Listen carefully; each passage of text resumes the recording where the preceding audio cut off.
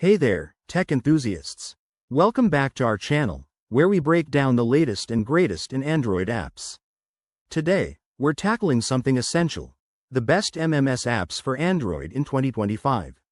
If you're sending pictures, videos, or fun emojis over messages, you know how frustrating outdated apps can be. With advancements in AI and security, 2025 brings some game changers that make messaging smoother and more fun. Let's dive right in. First up is Google Messages. It's free, user-friendly, and packed with features like RCS support for high-quality media sharing, automatic spam filtering, and even end-to-end encryption for your privacy.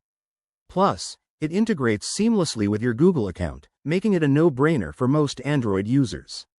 If you're all about simplicity and reliability, this one's a winner. Next, we've got Samsung Messages, perfect if you own a Galaxy device. It offers customizable themes, quick reactions, and enhanced multimedia capabilities, like editing photos directly in the app before sending. With 2025 updates, it now includes AI-powered suggestions for emojis and stickers, making your conversations more engaging. However, it might not work as well on non-Samsung phones, so keep that in mind. Don't overlook third-party options like Textra SMS.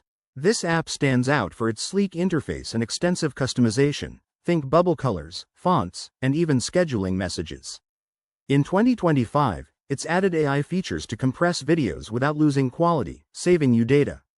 It's lightweight and works across all Android devices, but it does have ads in the free version.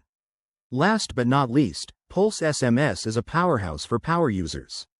It supports multi-device syncing, so you can message from your phone, tablet, or computer. With 2025 enhancements, it includes advanced search and automated backups. The premium version removes ads and adds more themes, but it's a bit pricier.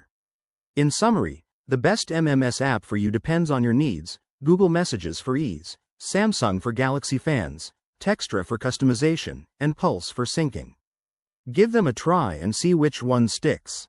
If you enjoyed this video, hit that like button, subscribe for more tech tips, and drop your favorite app in the comments below. Thanks for watching, and I'll catch you in the next one.